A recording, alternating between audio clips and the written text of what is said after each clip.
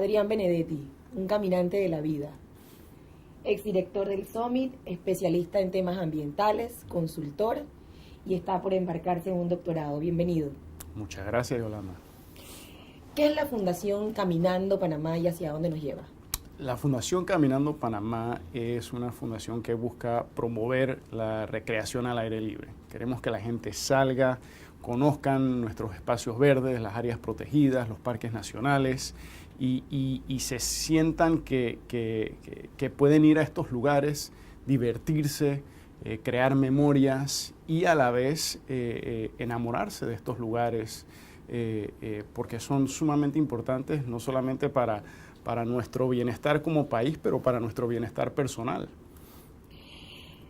¿Por qué todos dicen que en Panamá no se puede caminar? Tenemos un legado, ¿no?, de que la selva es este lugar tenebroso, lleno de muchas enfermedades y peligros y todo esto, cuando en verdad es totalmente lo contrario. Es un lugar encantador y tenemos que poco a poco ir perdiendo ese miedo. Entonces, lo que buscamos hacer es que la gente vaya conociendo ese lado. O sea, somos un país tropical. Una de las cosas que ha ido pasando, ¿no?, ahora con toda esta moda de la gente haciendo running y este tipo de cosas, yo digo que el panameño como que ha perdido el miedo de sudar afuera, haciendo ejercicio, no se va a derretir, ya sabe que lo puede hacer.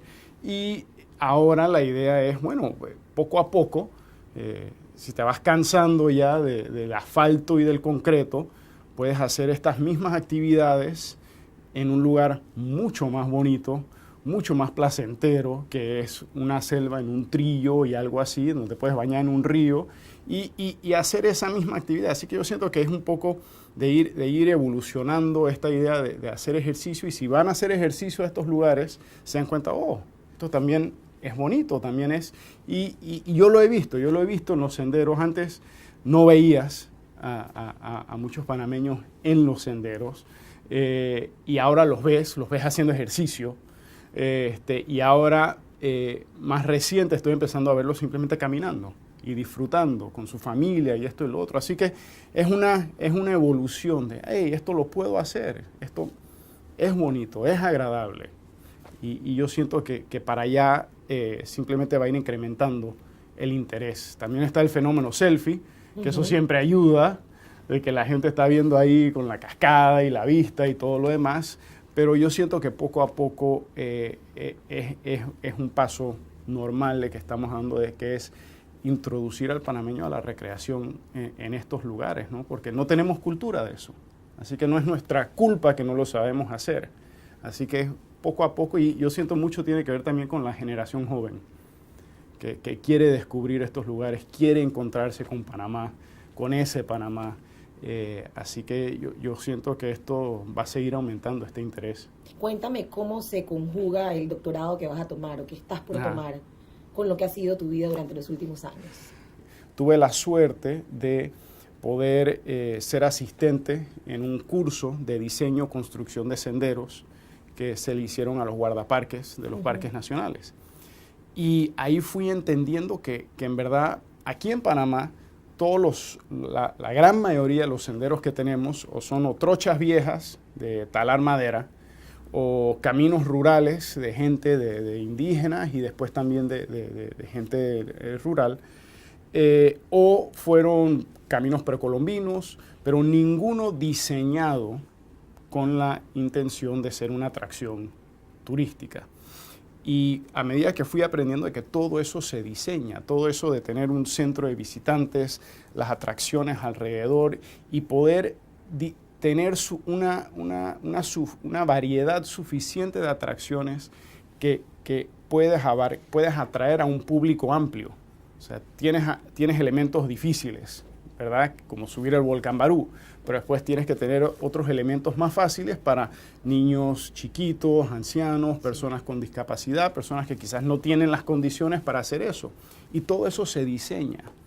Y cuando fui aprendiendo sobre eso, chuleta, aquí en Panamá apenas estamos comenzando con este tema, y en verdad en la región apenas se está. Tienes países como Costa Rica que Ellos se tomaron el Kool-Aid hace rato y ya están bien metidos en el tema, pero Colombia, Panamá, Nicaragua, México, Brasil apenas están comenzando con este tema, así que hay mucho trabajo por hacer y me fui y tuve la suerte de encontrar un profesor que me dijo, nos encantaría que vinieras acá y voy a estudiar eso, manejo de uso público de áreas protegidas.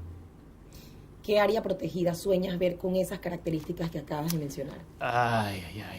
Creo que tengo dos.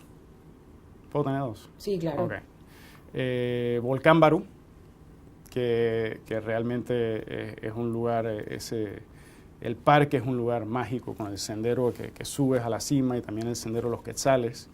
Hay mucho que se puede hacer allá. Y también esta franja canalera en donde tienes el camino de cruces, el camino real, las ruinas, todo este sistema, porque si nos ponemos a pensar, hay otros países que tienen montañas así como, o sea, Costa Rica está llena de montañas así como el Volcán Barú. Hay otros países que tienen islas, que tienen playas, pero si hay un atractivo que realmente nos diferencia de aquí a nivel regional, es esta zona interoceánica en donde tienes selva, tienes historia, tienes tanto la historia precolombina como la historia de la colonia, como la historia del canal. Mucho se enfoca en todas las ruinas de la época de los españoles, pero también tienes todas esas ruinas del complejo industrial militar norteamericano que también son sumamente interesantes. No hay ningún lugar, yo diría que en el mundo, que tiene algo como eso. Y son cuentos tras cuentos, porque a la hora todo esto son cuentos. Tú entras a un sendero y es como entrar a un aula, ¿verdad? Que tiene sus cuentos que echar y cada sendero tiene un cuento diferente. Entonces, aquí en este espacito entre Panamá y Colón hay un sinfín de cuentos. ¿Las áreas protegidas están realmente protegidas?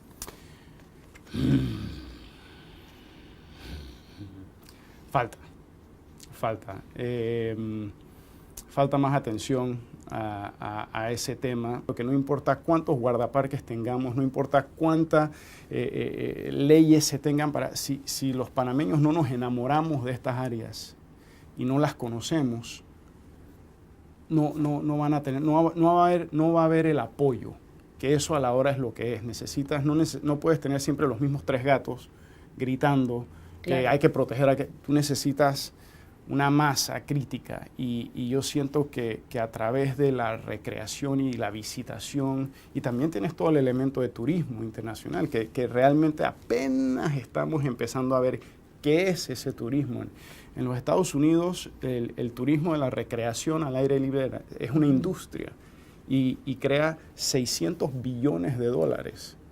Entonces, no es que nosotros estamos en esa escala, pero no solamente tenemos esa oportunidad de crear una industria interna, sino también atraer esa gente que practica estas actividades acá. Así que es un ganar, ganar, ganar. O sea, se promueve la conservación a través de la educación, a través de nuestra población interna, se genera ingresos internos, que ese es el turismo más sostenible, es el turismo interno, y se atrae turismo externo y a la vez se protege la biodiversidad del país. Así que, y es divertido. Un sendero o un parque que no debemos dejar de visitar. Quizás tenga un poquito esté prejuiciado un poco. Estoy ahorita mismo trabajando en el plan de uso público del Parque Nacional Camino de Cruces, que es el parque nacional más cercano al área metropolitana. Y yo siento que ese parque tiene muchísimo que dar y poder visitar, yo siento que el elemento del parque del mismo Camino de Cruces y entender que gracias a ese camino en verdad es que tenemos la ciudad de Panamá y toda la historia que está alrededor de ese camino, yo siento que es muy importante que lo conozcamos más. Uno solo para expertos. Hay dos. Bueno, obviamente el Volcán Barú.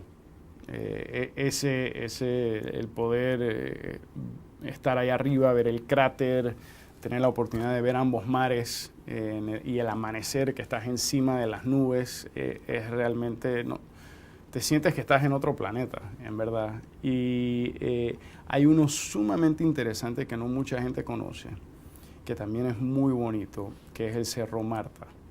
Uh-huh. Ese queda en el Parque Nacional Omar Torrijos, sí, que es donde está todavía las ruinas, pues, del avión en donde se estrelló, que cargaba Omar Torrijos. Y es interesante porque pasas por un paisaje rural, después llegas a la montaña y entras a esta montaña hermosa de selva, y encima de que ya estás en este lugar tan hermoso, de repente tener este elemento histórico que cambió el rumbo del país, y ahí lo tienes enfrente tuyo, y después subes a la cima y ves la cima, y la cima es...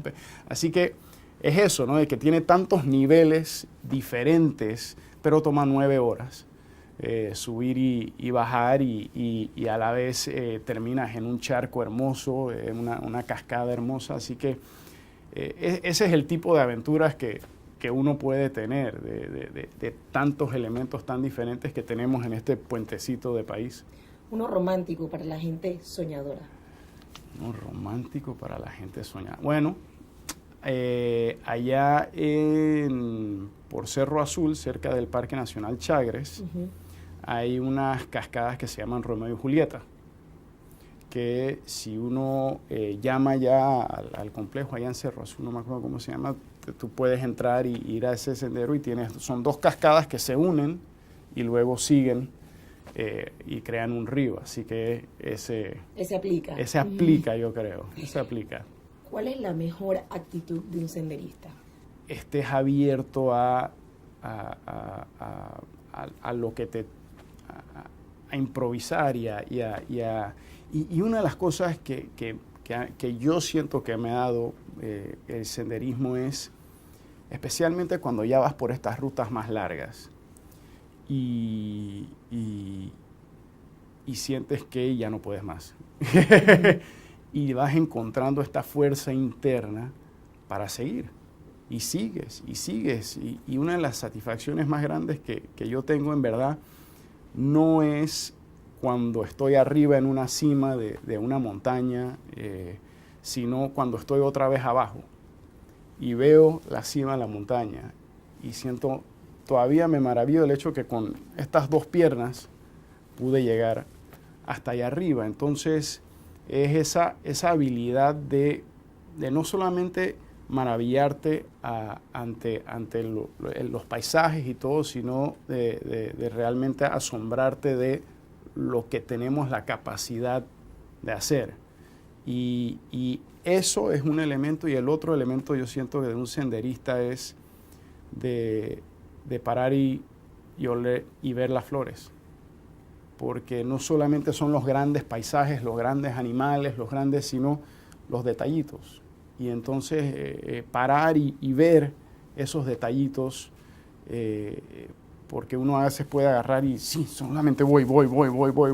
Hey, no, disfruta el recorrido, ¿no? Entonces hay muchas enseñanzas que nos puede dar el senderismo por esa línea, ¿no? Y aplica para la vida misma lo que acabas de decir. Exacto.